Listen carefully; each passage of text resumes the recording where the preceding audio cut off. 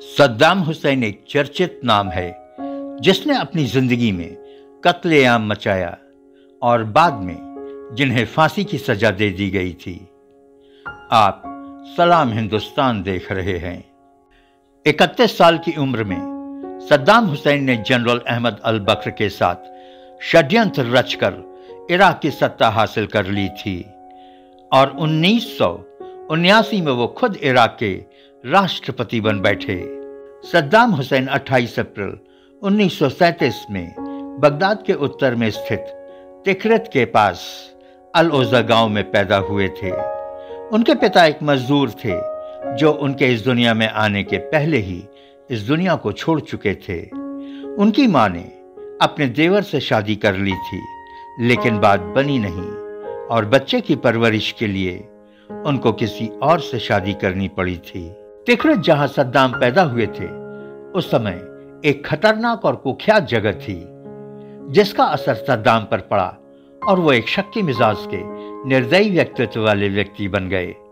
बचपन में अपने सहपाठियों के हाथों पिटने के भय से उन्हें शक्की तो बनाया ही, साथ ही सद्दाम अपने साथ हमेशा एक लोहे की छड़ी रखने लगे थे और जब भी मूड होता था तो वो इस लोहे की छड़ी को जानवरों के पीटने के लिए इस्तेमाल करते थे।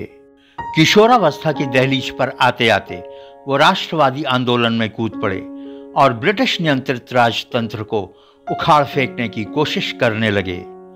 सद्दाम की इस हरकत को पश्चिम के एडमिनिस्ट्रेटिव बॉडीज ने गुंडे व बदमाशों की हरकत करार दिया था। 1956 में Saddam Hussain bath socialist party में शामिल हो गए थे। बाथ पार्टी अरब जगत में एक कम्युनिस्ट सोच रखने वाली पार्टी थी। सद्दाम कोई ऐसी सोच नहीं रखते थे, लेकिन उन्होंने अपनी दीर्घकालिक रणनीति के तहत उस पार्टी में शामिल हो गए थे। 1958 में इराक में आंतरिक विद्रोह हुआ और ब्रिगेडियर अब्दुल करीम कासिम इराक में उस समय की सत्ता को हटाकर खुद सत्ता पर काबिज हो गए। सद्दाम उस समय स्टूडेंट थे और पढ़ाई किया करते थे, लेकिन उनके अंदर की महत्वाकांक्षा ने जोर मारा और उन्होंने अपने कुछ लोगों के साथ 1959 में कासिम की हत्या करने की कोशिश की। सफलता न मिलने पर उन्हें इराक छोड़कर मिस्र भागना पड़ा था। 1963 में कासिम के खिलाफ बाथ ने फिर बगावत की। इस बार सफलता मिली और बाथ पार्टी के कर्नल अब्दुल सलाम मोहम्मद आरिफ गद्दी पर बैठ गए।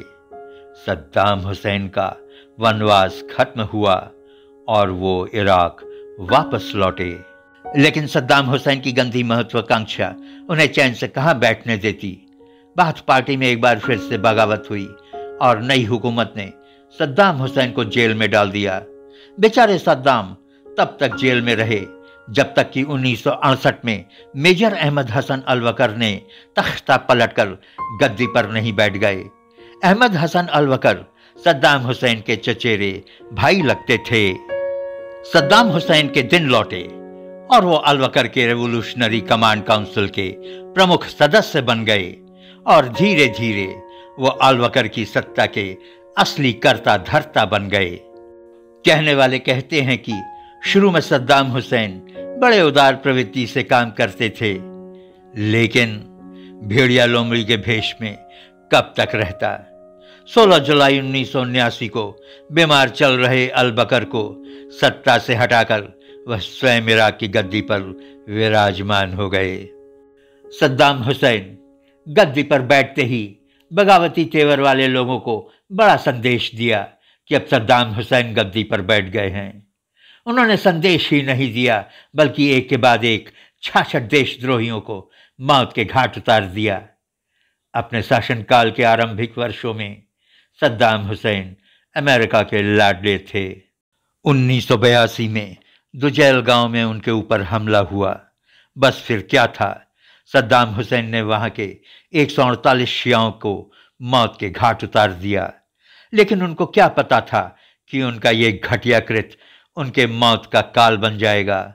उनको क्या पता था कि अमेरिका, जिसके वो एक समय में खास थे, वही उनको फांसी के तख्ते तक पहुंचाकर फांसी पर लटकवा देगा।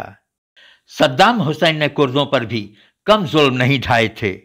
कुर्दों के ऊपर उनके जुल्म और अत्याचार काफी दर्दनाक थे। उनकी उल्टी गिनती तब शुरू हुई जब स्वार्थवश उन्होंने 1990 में कुवैत पर कब्जा किया। ईरान से वर्षों लड़ने के बाद कुवैत पर कब्जा करना उनको भारी पड़ा। कुवैत पर अमेरिका की नज़र थी। अमेरिका को सद्दाम की ये हरकत नागवार गुजरी और खाड़ी युद्ध शुरू हो गया। 42 दिनों के युद्ध में इराक पराजित हुआ, लेकिन सद्दाम हुसैन की तानाशाही प्रवृत्ति गई नहीं और वो अमेरिका के आगे फिर भी नहीं झुके। इसलिए अरब के लोग उन्हें नायक मानते हैं।